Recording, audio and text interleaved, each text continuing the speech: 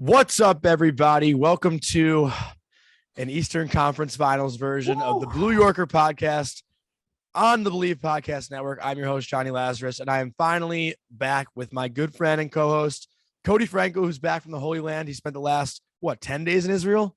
Yeah, we back, though. And now we back, though. And now you're back, and it's so great to see your fucking stupid face. I'm so happy to see you and talk to you. I feel like you've been gone for a month, dude.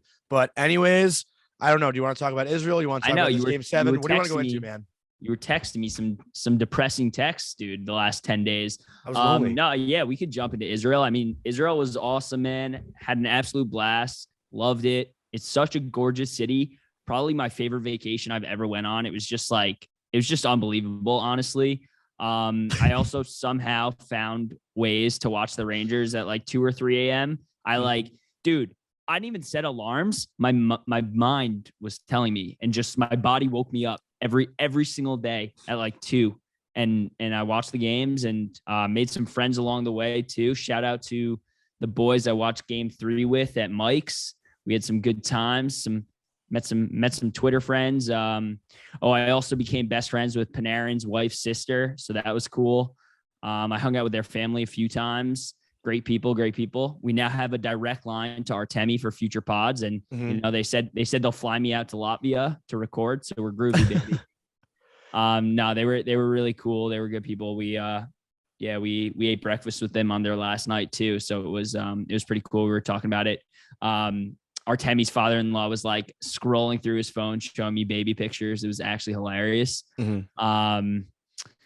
Yeah, I mean, dude, I don't want to spend too much time talking about this. Why don't you tell us about your trip and then we can dive right into the boys. Well, before I do that, for anyone who considers Cody the smart one on the podcast, I don't know if anyone caught that. You definitely didn't.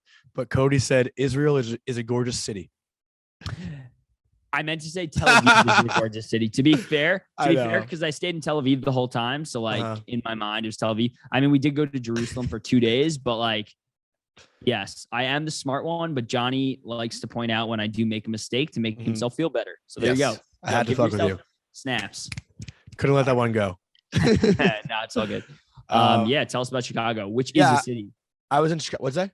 I said, which is a city? Yes, Chicago is a city in Illinois. Some people refer to it as Illinois. I think they're wrong. But I had a great time. Just went for Memorial Day weekend. Saw some old college hockey friends, like my roommate at the Maccabee games when I actually played in Israel, who is now one of my best friends, Max Calter. He played at UConn. So I was with him and all of his UConn buddies. Saw some old friends, had a great time. Chicago is like the most beautiful city, I think, in the country. I mean, it's maybe like 3 months out of the year. I know you said, tell me that in November, but, and I hate the cold. People love that. Cold. But dude, honestly, I had no idea Chicago had a beach, and they have a beach. Yeah. My friend lives on the water. Yeah, they have one beach. Yeah. Did not know that. I did not expect that. So that beach is completely frozen over come winter. Oh yeah, I bet. It's actually Lake Michigan. Which I found out. I thought it was an ocean. But anyway, I thought it was super cool. I think I walked around the entire city. I took ocean in the center. So for those who think Jonny is the dumb one on this pod, they are correct because they're proven right. There is no ocean in the center of America. But hey, you go. That makes sense. That makes sense. All right. Okay, trips are over. Oh my God, what a game! Dude, oh my God, we both believed. I think everyone honestly this podcast, and I think what we always try to stick to, and it's not bullshit, but we genuinely believe in this team and we take all the positives that we can. I know and I've gotten in so many Twitter arguments over the last 2 weeks with all these people, and everyone freaks out after a game 3, game 4, game 5, but none of that matters until you get to the games that matter. And what have we seen in the first 2 rounds? Our best fucking players, our biggest players step up when it matters most. And that's Igor Shesterkin, Chris Kreider, Mika Zibanejad. Panarin was somewhat quiet in game 7, but he had a big goal in game 6. And you can't, Foxy, I can't forget about Foxy. He has now, I think I saw the most points amongst defensemen in elimination games, I think in a single playoff.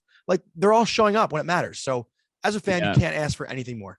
I mean, it's so much easier to be a pessimist than an optimist. And you said it. I think we do like to take the positives and kind of spin it into our own takes and so on. But I mean, what did I say, man? A fucking typhoon is coming, and boy, have we arrived. This team, I think, is built different. There's just something about them. Hurricanes extinguished. That's payback for that 2020 play-in. We killed the Penguins. That's payback for 2016. And next on my personal hit list is Tampa for stealing our cup away and our chances in 2015, even though they didn't win that year. But, I thought our team was going to win that year. So we put out the Storm once, and now it's time to put out the Storm for good and beat the Lightning. And, I said this to you earlier today, but man, oh man, I honestly think this is my favorite Rangers team I've ever watched. They are just so fun to watch. I mean, we were talking about it, I think last week, like obviously, we're kind of more involved in like the media side in this season, but I think this has been the most fun season just in general, like in regards to like interacting with fans. Yeah. I mean, it's been so fun just like meeting all these new people. I actually do want to say when I was in Chicago, I've interacted with this guy, Tommy Lay, who is a senior producer at Barstool Chicago. And I had DM'd him saying, I'm coming, like, where's a good place to watch the game? And Saturday he DM'd me and said, come to this bar called Racine Plumbing. And it was him and a bunch of other Ranger fans at a bar in Chicago. I thought it was so cool. And like, that's just something that doesn't really happen. I feel like when, 5 years ago or whatever, but just like having Twitter and like someone having a platform of our own where we come on here and we talk to, however many listeners we get, not going to say the number, but it's so cool to just like go to a city and you did it too in Israel, like just connect with Ranger fans and form that bond. Like now I'm going to be boys with Tommy forever because we like watched game 6 together and it was such a great game and great night. And just having that makes this year so much more special. And obviously, there's been so much just like going on in the world, but for 2.5 hours every other night, we get to watch this team. And, whether it's a good game or bad game, like you just feel some sort of emotion and you feel some sort of connection to the city. I mean, when they were cutting to the video in Central Park, I was like, damn, like that'd be so sick to be there. But, for me and you, I'm sure Cody did the same, like in a game 7, like I'm on the couch locked in. I don't want anyone around me. We talked about it. Yeah. Like I in the game 7 environment, I need to be by myself. If there's going to be heartbreak, I want to be the only one to feel it and don't want to see the emotion around me. And, it's fun. I'm cool watching a game 7, like at a boy's house or something, if it's less than like 4 people, 4 people, I think is my limit. Unless I'm at the game, that's the only exception to me. Like if you're at the game, totally acceptable. If you're not at the game, for me, like a game 7, I need to be on either my couch or like at a boy's house with like 4 of us, and just watching it and taking it in. And you got to be with the real fans in those type of environments. That's just how I've always felt. Yeah. And honestly, I think the best part about winning this series, yeah, sure. Like we have a chance to go to the Stanley Cup now, right? Like this is it. This is the series. Like there's no debating. Like they win the series, they're in the fucking Stanley Cup final. But I think the best part is, and I think what most Ranger fans are feeling is that no one was ready for this season to end. Like as much fun as the players are having winning games and like you can sense the kind of love they have for each other, the fans are the exact same way. Like we've been going to the Garden, like meeting all these people, getting beers, meeting up at Mustang Harry's after the game at Stout, all these kinds of bars. Just the city is just so much more alive with this team doing well and winning games. And now we get another, at least like 10 days of that, which is just so fun. Like it makes the workday better. It makes going out better. It makes everything better. And the city just feels better. And I can't explain that feeling. It's such a undescribable like vibe, I guess, however you want to say it. But man, I know you're going to be in the building at game 1. Like how excited are you to see an Eastern Conference final game 1? Dude, I can't even wait. And, some of my friends called me crazy, like said it was a crazy move for buying tickets before, they were in. I never felt how I did going into a game 7 as I did just today. I just had a feeling we were getting the win. Carolina 7-0 at home, played lights out. Ranta been unbelievable. Sad to see him get hurt. It was sad for sure. You never want to see that for anyone, especially a former ex-Ranger who he was always good to us, and we were good to him and so on. But I just had that feeling, man. So I dropped a lot of money on those tickets. I'm not going to say how much, but it's definitely an arm and a leg. I'm sitting in 212, I think. So we have pretty close to center ice. So it should be a really, really good time. I'm going with my dad. I honestly can't wait. It's going to be amazing. But dude, I gotta say, man, like I know I've said in the past, like let's circle back to today's game. Yeah, let's talk about the game. I know I've said in the past, like Panarin is my favorite player, and Mika's one of my guys. But dude, Igor Shesterkin, man. I honestly think I honestly think he's becoming my favorite athlete. I mean, I'm a Yankees fan. Like, we have a ton of studs on our team. You know, the Rangers have a ton of studs on their team. I love Panarin. I mean, I love him, but like, I I think this guy's becoming my favorite athlete. He's just unbelievable. Also, I will make good on my promise to fans and will walk out of MSG on Wednesday night with an authentic Igor jersey. I promise you. If white's available, I think I'm going to go white. I'm just deathly afraid I'm going to get some prime rib on it. Mm-hmm. But, white's way sexier. I like the white a lot. It is. It's flashier for sure. I've always been a blue guy just because I love white. You know, I love white, but I'm just afraid I'm going to get something on it. Especially if it's like real and not one of those shitty Chinese ones, you know, like, yeah. But I'm going to get one. If white's available, I think I'm going white. But man, I absolutely love this man. He stood tall the entire night. He stayed poised. He didn't waver. I mean, he made some incredible saves. We're in the Eastern Conference Finals for the first time in 7 years. Like, this is just, it's just an amazing feeling, you know? Well, what did I tell you when we recorded right before the playoffs start? What did you need to win in the postseason? What did I tell you? An elite goalie. And Chris Kreider. No, dude. Remember I said good goaltending and good special teams. And that was the difference in this series. That was the difference tonight. Yeah. No, the entire series. Carolina scored one power play goal in 7 games. And the Rangers scored 5 power play goals or 5 games in a row. A power play goal. And tonight they had 2 in the first period. If Carolina capitalized on their power play, we're not sitting here talking about the Rangers winning the series. Like, that's really the difference. And I know the Florida Panthers kind of got shit on in the second round against Tampa for not scoring, but man, like, Carolina kind of deserves that criticism too. Like, their power play unit just did not show up. They couldn't find a way to score on Igor, and ours did. And that's literally what we're going to carry into this series against Tampa, I think, too, right? Is special teams. Yeah. Like, both teams have good goaltending. So it's really going to be which team's power play shows up more. Cause I think that's the difference, you know? Yeah, no, it's definitely a valid point. And, you know, I told you earlier today, speaking of power plays, I told you if Chris Kreider shows up today, we're winning this game. Yeah. Like, in any capacity. And man, oh man, did he show up. I mean, he had 2 goals. He looks great. And 3 goals in 2 game sevens now. Yeah. I mean, he's doing it all. Like, you know, move over Justin Williams. This guy's coming for your title over there. But game 7, yeah. But I mean, and the first goal, that deflection was disgusting. The Chris Kreider deflection was just filthy. I thought his backhand was even nastier. Yeah. I mean, both goals were very pretty for sure.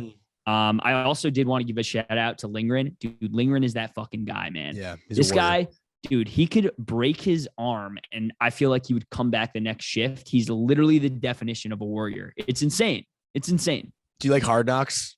Yeah, I like Hard Knocks. Do you remember the season with the Cleveland Browns? They do like the rookie talent show, and Jarvis Landry always said, like, that shit's contagious, bro. That's just contagious, bro. Yeah. And then I forgot who the rookie was, but he made that video. Like, I don't care if you broke both your legs, you got to practice. I don't care if you. Oh, yeah. That's a video of him like driving around a cart, like catching routes. I thought that was I think it was the cornerback. I think it was the rookie cornerback they drafted that year. Forgot his name, but that's Lindgren, bro. Lindgren's like, it's contagious, bro. You know, like, dude. He's just a beast. He was like flattened into the boards when he went after Niederreiter there on that like one-on-one. Mm-hmm. I got really to the boards. Yeah, it was dude, that was boarding. To me, that was boarding, I think. No, the other play. Niederreiter had a one-on-one. He went to his backhand. Oh, yeah. He flew to the board. He flew in by himself. Dude, he is just like a human, like, I don't even know the word, but like a magnet for pain. I know, dude. It's kind of crazy. I got really nervous when he couldn't put any weight on that foot because it was just giving me Crosby vibes, like of that first series. And I was like, no, because we saw how this team performs without Lindgren in that lineup. Like, he's literally the catalyst for this defense. And, you know, to see him out there on that next shift or 2 shifts later was just unbelievable. I love the guy. He's such a warrior. And, you know, he is a staple of this defensive team right now. And, you know, speaking of defense as well, it's funny. I was talking to Jackie before the game and I was like, who's scoring today? And she immediately, without any hesitation, just goes, I think Fox is going to score today. And it was too funny that he scored the first goal. So, you know, when you know, baby. I mean, man, I couldn't be happier for Adam, man. Like, he is literally there's so many people even just like there were people complaining about him after game 5, like saying he's overpaid, blah, blah, blah, all this stuff. And I was like losing my mind. That one guy. I don't want to call anyone out, but there was a lot of people. It wasn't just one person. I saw a lot of people tweeting like he's overpaid, he can't skate, all this stuff. And that's not what he's paid to do. Adam Fox makes everyone around him better. And even Carolina on Fox's first goal, they weren't necessarily approaching Adam because they thought he was going to pass. So he's a threat. And that's why I did the Chris Paul comparison. I won't go into that, but he's a threat to score. What comparison? I compared him to Chris Paul in the NBA. How that draws so much attention to him. That was rough. I'm not even an NBA guy, and I know that was a rough one. I'll stand by it. But what's so impressive about Adam is that he's such a good passer and playmaker that other teams' defense are just hesitant to step up on him because they know he's going to find that backdoor or extra pass. And he's not necessarily the strongest shooter. So to see him actually come in and shoot, like how many times do Ranger fans scream at him to shoot the puck? And I think he kind of learned from his mistakes in the first round against the Penguins where he had a lot of opportunities to shoot and didn't, that in a big game, all that matters is getting the puck on net. And it wasn't even the hardest shot, but he just placed it so perfectly. Dude, like not even that, but like he has 5 goals, which is crazy because he had 11 goals the entire season. Yeah. So it's just, it's crazy. And, it's funny because you do hear that a lot where they're like shoot. Yeah. But he's learning. And I think it took him a few games to, get into that mentality and he's here now. And it's great to see. And you know what else is funny? Did you notice how the Rangers did a really good job in locking down ex-Rangers players in this series, which is like something so notoriously that we've struggled with in the past? I know Stepan was scratched every game, but D'Angelo. Well, none of those guys were like really big threats, I feel like. Dude, D'Angelo was definitely a threat. I mean, he had 2 points the entire series, and he just broke the record. Dude, he broke the record for most points ever for a defenseman. I know, but like Brendan Smith and Brady Shea and Jesper Fast. I mean, funny enough, Brendan Smith had the most points out of all of them. Yeah, he scored that big goal. He had 3 points, and then Quickie had 0 points. Shea had, I think, 2. Ronta obviously had 4 losses, which is nice. But no, I mean, I guess, but it's still dude, doesn't even matter because in the past, like, the other team could have had fucking Tanner Glass and he would have scored 5 goals against us. Like, you know what I mean? Like, so it's just good to see. But anyways, who would be your 3 stars tonight? Well, I just wanted to say one more thing about Foxy because just, obviously like knowing. Hype him up, bro. Yeah, no. Well, just knowing like what he went through when he like first signed with the Rangers, how he told Carolina he wasn't going to sign there, and that's right. there would have been a lot of like Fox hate if Carolina won that series of like, oh, Fox should have signed in Carolina, he'd be winning, all that stuff. So it's so nice to see him back up his decision making, and he truly wanted to be a Ranger, and that's how he kind of finessed his way onto the team. And I know that like Carolina fans typically do boo him, but also what was nice too about him was that he like, dude. Okay, so you want to go into 3 stars first? We'll go into this next thing after. I was just going to say about how everyone was selling out to block shots. Like Tyler Mott blocking like 3 big shots. Barclay Goodrow talk about had the 4th line. Block. We'll talk about the 4th line after. But I'll go into the 3 stars for tonight. Yeah. So I think there's no denying the fact that Igor's won. Yeah. No denying. No question. Then I think you have to go. I think you have to go with. I'm going Kreider for 2. Yeah, I'd say Kreider 2, Fox 3. Okay. It's tough, man. I would go Fox. I would go Fox 3 also, but I also want to go Zibby. Dude, Zibby had three apples tonight. He played a great game. Think about the timing of Fox's goal and assist. Fox's goal was huge. But again, then you can think about Laugh too, dude. That pass from Laugh was fucking gorgeous, and it was so high IQ. I love that for him. I love that for him because he could have easily shot it there, and the angle he was coming in, like he would have had to have a perfect shot there. Just such a smart move. I love what we call that in the hockey world? Tell me. Hitting the second wave. That's why Panarin, but that's what makes Panarin so good too. Like when he enters the blue line and cuts back, he sucks all the defensemen to him, and there's a second wave of the defensemen that are coming in to join the play, and they have all that space and speed. So like, that's why when people say like, why is Panarin pulling up? He should be driving the net. Like that's something that not a lot of hockey players do. And it's a very high IQ play. Like you just said with Lafreniere, like he knows that Adam Fox is out there with him. He's an offensive defenseman. He's coming in on the rush. Give it to him. He's got all the speed. Everyone else is flat footed. And like you said, huge heads up play by Lafreniere. Kid line again was great. They didn't really put up points. I know Hedel had that. Can I get a vibe check, bro? What? Am I happy? I'm buzzing. Can I get a kid line vibe check, please? Dude, they got to stay together. I don't want to see that line break up again. Dude, that line rules. It rules. So you want Zibanejad as your third star? I mean, he has been incredible in these elimination games. I'm going to agree with you. Zibby, okay. I'm going to agree with you actually on the 3 stars of the game, but let me caveat here. The star of the series, I think, was Mika. I think he was the star of the series and really just had a great series all around, played good hockey. And yeah, I mean, the kid line can be another star. Like you said, they were incredible. They're not lighting up the point sheet, but it doesn't even matter, man. Laffy plays with so much heart. I don't think I can ever talk bad about Hedl again. I mean, he's been great for us. He's been great for us. Like, I know I give him, some crap because he's always getting hurt and things like that. But man, oh man, 6 points. I mean, he had 5 goals. I think 3 goals came in really, really big moments for us. And I got to say, man, like today watching him, he had some really heavy shifts. And you don't usually see that from Hedl, but like he had some really heavy shifts. The shift where he just like powered through 2 of their D-men and got that shot on Ranta and hit his face. I don't know if you remember that specifically. Yeah, the backhand. It was great. Dude, it was amazing. It was out-muscled. Who was that defenseman? He just completely out-muscled him. Yeah, it was awesome. Was it Brett Pesce? I don't know. Maybe it might have been one of them, but yeah, it was awesome. It's just great to see. I mean, Kakko, he disappointed me a little this series. I mean, he had 2 points in 14 games in the 2 series so far. I thought he had a great series against the Penguins. I just thought he was a little bit more invisible this series, but dude, I'm loving Lafreniere. I mean, that I could talk about that pass to Fox all day. It was just such a high IQ play. And on top of that, he has 7 points in 14 games, which is really good for him. Like that's really good for him. And he's played well most of these playoffs. And honestly, I can't say enough about this line, and they just got to stay together. I'm assuming they will. I mean, until proven otherwise. So honestly, also back to Hedl, his celly on his goal tonight. I loved it. It was like so cute. He was so happy.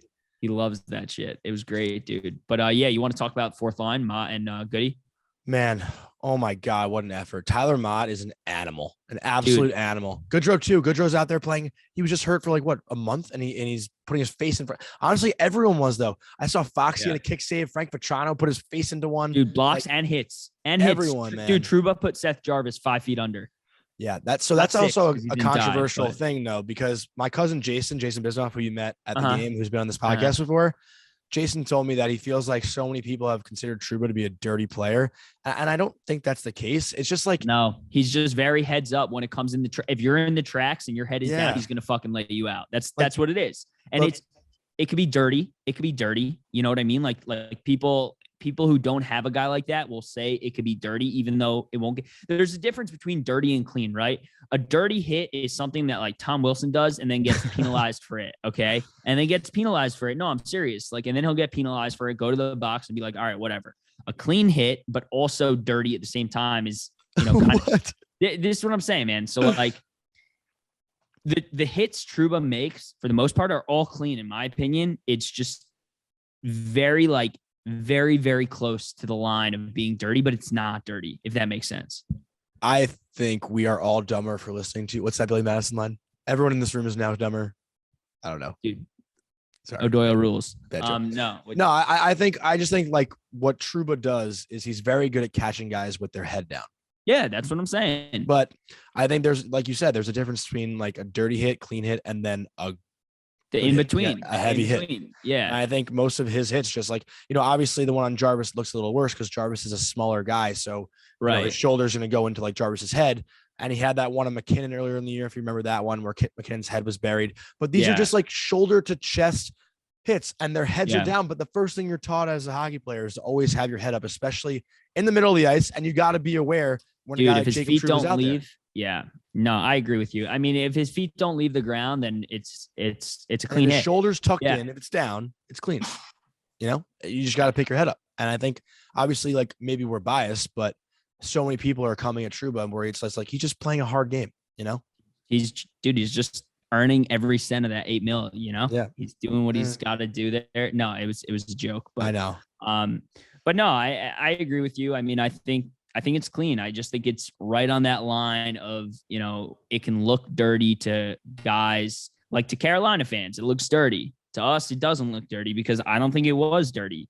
To be fair, if somebody did that to Fox, I'd probably say the same thing. Oh yeah, of course. I'd be like, that was dirty as hell. Like, what are you guys doing? 5-minute major, blah, blah, blah, whatever, like, so I can kind of see both sides of it. And back to your Tom Wilson point. Remember when Tom Wilson broke the Rangers? Yeah, dude, he broke us for sure. I think he saved the franchise. Yeah. That was that first round loss. Oh my God. I think there's a real argument for it. Dude, I honestly though, okay, let's go into this, right? So this offseason, the focus was to add grit to this team. I think that game 7 was the grittiest performance I've seen a Rangers team play in the last 5 years. Yeah, dude, I mean, can we give some snaps for Chris Drury for a second? Because I mean, the guy just had an unbelievable offseason. Deadline, everything. He killed it. And he got so much shit in the offseason too. They're like, oh, they just traded for Goodrow. They gave him 6 years, blah, blah. No. This guy knew exactly what he was doing. There was 10 other teams lined up to try and get him as their GM. He said, no, he's our GM. You can suck it. Okay. And he's done a great job. And this team has a legitimate shot now to win the Stanley Cup. Did you think you'd be able to say that in freaking September? I honestly can't even believe we're here talking about the conference final. Like, it's insane. And this, like, I can say it with confidence, this team has a legitimate shot to win the Stanley Cup. And that is something that we haven't been able to say in a really long time. And I'm excited. I'm here for the ride. And speaking of that, you want to get into the Tampa series a little bit? Yeah, well, I was going to say, is it kind of crazy that I'm not even scared of Tampa? Is that like ridiculous? Dude, I'm right there with you. I'm already thinking about Colorado. Like I'm not taking Tampa lightly whatsoever because they're the back-to-back champs. They have a ton of stars. They have the best goalie in the world along with Shesterkin. So it's going to be a shootout for sure. But yeah, I like our chances. I got to say, I thought the Canes were the best team in the East and we just beat them. So I like our chances. And, it's listen, let's get into Tampa. I mean, who do you think are the X factors for both teams in this series? Maybe like a player or two to watch, and then who's a player or two that you could see being busts? Give me 1 second. I'm pulling up some stats. Yeah, I'll drop it for you real quick. Oh yeah, and to drop some stat sheet here. So the leaders for Tampa right now in terms of points and everything is Kucherov with 15, 4 goals. Hedman has 10 points, 2 goals. Stamkos has 8 points, 4 goals. Colton, 8 points, 5 goals. And Andre Palat, 8 goals, 4 goals. And then for the Rangers, we got Zibby with 19 points, 7 goals. Foxy, 18 points, 5 goals. Copper, 12 points and 6 goals. Breadman, 4 goals, 11 points. And then Kreids has 11 points, 8 goals. So those are top 5 for each team. So I think obviously the X factors for both teams are Shesterkin versus Vasilevsky, right? That's the storyline. That's what everyone's kind of like grabbing on for this, whole narrative going into the series. But the guy that I'm going to watch out for Tampa, probably a guy that no one's really worried about going into the playoffs, but someone who's impressed thus far is Corey Perry. And I think Corey Perry, similar to Jake Gensel, what we saw in Pittsburgh, those are guys who score goals right in front of the net. And Trouba and Lindgren and Miller are going to have to clear the net front and help Igor out because Corey Perry is going to be there. Same with a guy like Pat Maroon. Like those are the guys that are going to be, right at the net mouth, trying to get in Igor's head. And those are the guys you cannot let get hot because, like we've seen in the past, like they can just score goals, in that crease area. And that's an area that the Rangers seem to struggle with in the past, even though they kept Carolina pretty much to the outside for all 7 games. They're not going to be able to let Tampa get inside of them. And Corey Perry and Pat Maroon are the 2 guys that I'm going to look out for Tampa. Obviously, like, the Kucherovs, the Stamkoses, Hedmans, like, sure, those are the guys who are stars, but we have our own stars too. So I'm not like worried about those guys. It's the depth players that have the Stanley Cup experience that I'm worried about most. Yeah, no, I'm with you on that. I mean, for me, the 2 guys I'm looking at are Ross Colton. I mean, he has 5 goals. He's been sneaky good so far and he's scoring goals and he's, one of those depth pieces that you need to figure out a way to kind of lock down. And he's like a sneaky sneak attack kind of guy. And the other guy is, and I said this months ago, Braden Point, dude, he is a superstar and he hasn't really broken out in these playoffs. He kind of had a little bit of an underwhelming year. I mean, he still played really well. He was hurt. He missed the whole round against the Panthers. Right. Yeah. So yeah, he missed a lot of games for sure. But I mean, he has 4 points in 7 games, so he's missed some time. He's missed what? 2 He games missed the whole here, Panthers round. Yeah. Yeah. So he's missed some time. Yeah, exactly. So, we'll see if he's back. I don't really know the extent of that injury, to be honest, but he's another guy that you just need to figure out a way to, shut him down. And another person that I'll look at is, and I know you said it, and he's obviously a superstar, but Hedman. I mean, he's been a top 3D man in the league for a really long time now. His vision on the ice is just as good as Fox's is. It's unbelievable. I mean, he makes plays just as well as Fox. So I think for us, we need to find ways to limit, his vision and generate turnovers when he tries getting fancy and stuff like that. And then for the Rangers, dude, for me, our X factor, honestly, I'm going to go with Andrew Kopp and Barclay Goodrow.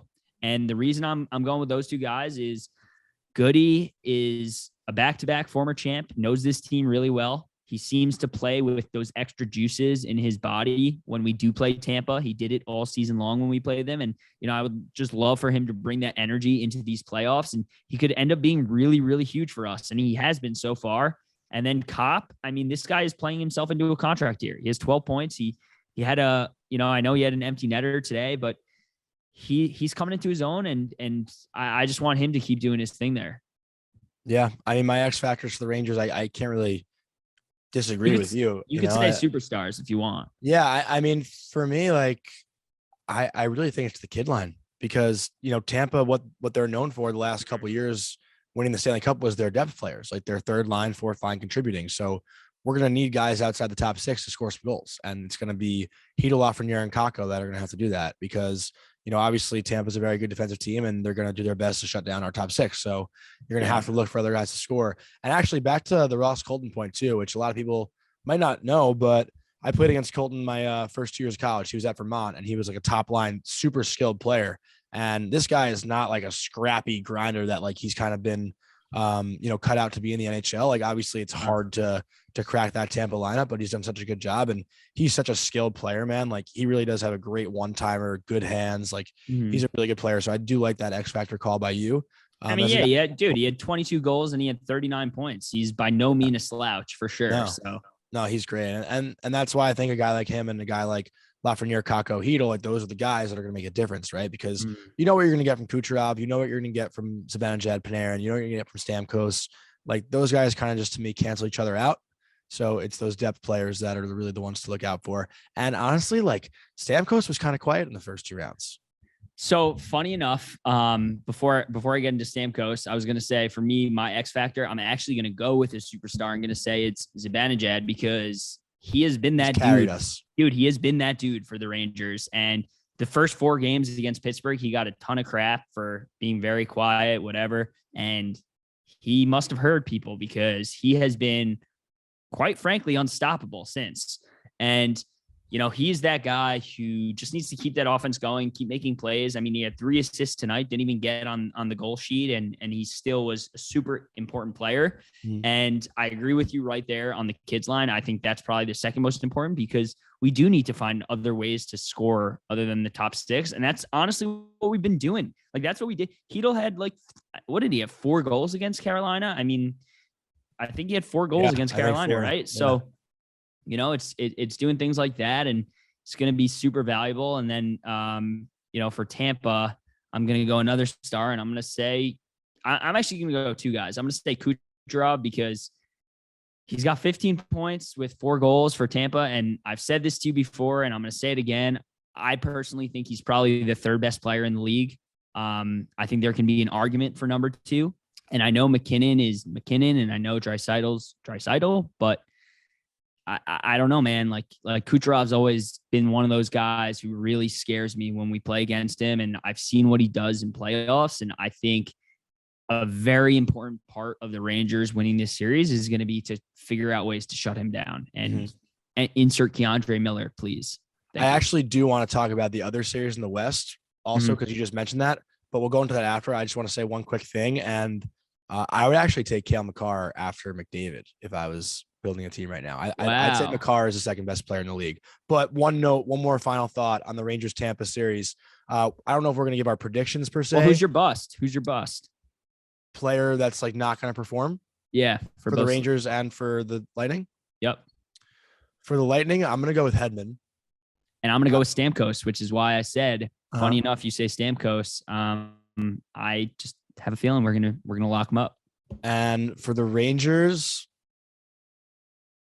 I don't really know.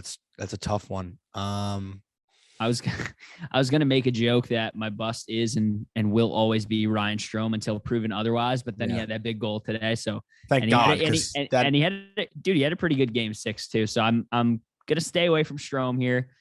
And I'm gonna go with Kako. I don't know. I thought, like I said, I thought he had a really good Pittsburgh series, and the wheels kind of fell off a little bit in that Carolina series for him. I don't know if it was that goal that got like called back. Yeah. Or no, sorry, he The didn't. empty net. He missed the empty net. Yeah. That's what I meant. The empty net. I don't know if it was that or something else, but I don't know. Would love for him to prove me wrong. Yeah. Let me just say that. But yeah, what's yours? I guess on that note, I'll just say Hedel. I don't think we're going to see a 4-goal series from Hedel again. You know, But what if he scores 2 goals? Would you consider that a bust? No, I mean, I just expect a lot from the big players. Like we saw Zibanejad have a hat trick against Tampa earlier this year. Mika scored a lot against Tampa this year. Yeah, dude, he's lit them up. So I think like he'll be fine. Yeah, I mean, go off, please. I would love that. But I do want to say one thing about this series, and one thing that stands out, and you know, something the Rangers have leaned on all year long, is their power play. And right now, their power play percentage is converting at a 32.5% rate, and Tampa's is 22.9%. The Rangers are second in the playoffs, and Tampa's 8th right now. So that's a huge advantage for the Rangers. That's something that could be a big difference in this series, like we just saw with Carolina. So the last thing I'll say before we go into the other series is I was just going to ask you what you kind of answered it, but I was going to say, what do you think one thing is that either the Rangers need to be better at, or one thing they need to keep being good at for this Tampa series that would lead them potentially to a path for victory? So you kind of just said it there. I'm going to go on the other side of the coin, and I'm going to say the one thing I think they really need to clean up this series is faceoffs, man. We got absolutely dominated by the Canes. All 7 games. I looked at the splits. They're really rough to look at. Average out of the 7 games, we won 39.6% against them. Today, we won 32% of faceoffs. So it's some real rough numbers, and a team like the Lightning that have a lot more stars than Carolina do, it's going to be really tough if they're controlling the puck the whole time to, you know, generate offense and things like that. So I just think we need to tighten it up a little bit. But yeah, I'm going to say the most important thing for this series is winning the first period, first 20 minutes. Like, I think going down to a team like Tampa, they're very hard to come back from. And obviously we've seen this team have a ton of resilience, but man, going up against Vasilevsky, who's been as good as he's been, I will not be comfortable being down 1 or 2 goals in any game. So not that I'm comfortable typically, but you know, I've always believed in them coming back in those games. But I think against a team like Tampa, you do not want to go down 1 or 2 goals after the first period. You want to either come out tied or have a lead after the first 20. And I think that's something that was huge tonight, right? Like we took a lead into the second period, and that was huge because I was so nervous when it was 2-0. I think honestly, I said to my friend that I was watching with, the next goal wins this game. If Carolina had scored the third goal to make it 2-1, I would have been very, very nervous. But the Rangers scoring that third goal was huge. So I think that's big going to the series against Tampa. And honestly, like, dude, what we're witnessing in the West right now, this might be the most skilled series that I've ever seen in my lifetime, with McDavid and Draisaitl against Makar and McKinnon. Crazy. And I think there's a legit, like, depending on how this series goes, let's say Edmonton loses, there's a legit case of McDavid being talked about for the Conn Smythe without even making the Stanley Cup final, which is nuts. Yeah, I mean, dude, not only him, but Leon too. I mean, I'm pretty sure Leon has like 1 point less than him. So it's kind of crazy that we're, you know, witnessing that. It's pretty nuts. And dude, don't discredit Avs, dude. I think the Avs are going to win. I think the Avs are going to win. I'm just saying. But I'm saying don't just say McKinnon and Makar, dude. Landeskog and Rantanen and Kadri are no joke either. You know, I feel like the Oilers kind of run out a little bit after those 2 names. I mean, the list for the Avs keep going. They have dude, I'm just saying guys. Pure skill wise. Yeah. Pure skill. Those are 4 out of the top 10 players in the NHL. Dude, didn't Kadri have like 50 goals this year? Yeah, Kadri is sick year. So I mean, but no, I get what you're saying for sure. Yeah, it's gonna be It's gonna be fucking crazy, man. It's gonna be fucking crazy. It's gonna be a lot of fun watching hockey for the next 2 weeks. I'm so excited for like both series. Like, and it's awesome that the games are starting at 8:00. The West Coast games are not gonna be that late, which is so nice too. And speaking of that, so the last thing, I don't have anything else, but I did want to quickly jump in. We got some big news for Johnny Boy over here. Almost forgot. So I did want to, I'll let Johnny kind of tell you his news. Yeah. So for anyone who doesn't know, I just posted on Twitter last night. I wanted to break that news, bro. Well, they told me to post it, so you couldn't told him to go to hell. I wanted to wait too, but I was so excited that I just couldn't wait. I know, ADHD. Yeah, but I will be guest hosting on the NHL Third Period Live show, which is on the NHL YouTube channel for the conference finals. So I'll be in studio for most Ranger games and all of the Edmonton versus Colorado games.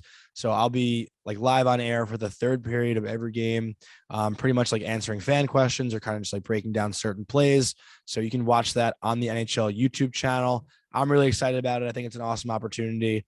Obviously I don't know if I'll be able to necessarily go to any Ranger games, which might suck, but I'll be there. Obviously that's a sacrifice I'm willing to take. So, a really cool opportunity, and Cody and I are still going to try to figure out ways to record twice a week, because obviously it's going to be a little hectic, but we will definitely be posting episodes on Mondays still, and we're going to try to post another episode during the week, hopefully Thursdays. But yeah, I'm super excited. And Cody, I want to thank you, and obviously everyone who's helped me get to this point. I've been doing this stuff for a couple of years now, and get this opportunity is just a really good feeling and a really cool feeling. So I'm definitely really excited for it.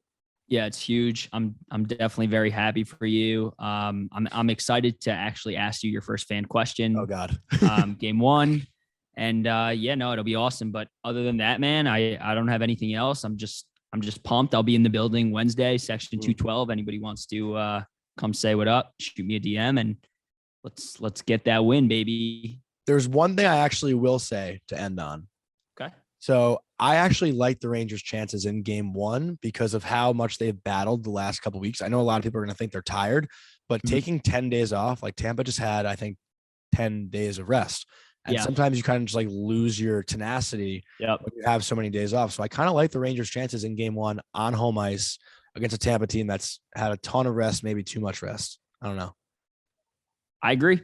I like their chances. I like their chances game 1. I like their chances game 2, 3, 4, 5, and Rangers in 5. No, but no, I agree with you. I mean, I do like their chances. They've been rested for almost 2 weeks. So we got to see, some might say they have fresh legs, but I don't know. Yeah. I am feeling another 7-game series. Don't even say that. Don't even say that. Okay, I'll delete it. The dawn of 7.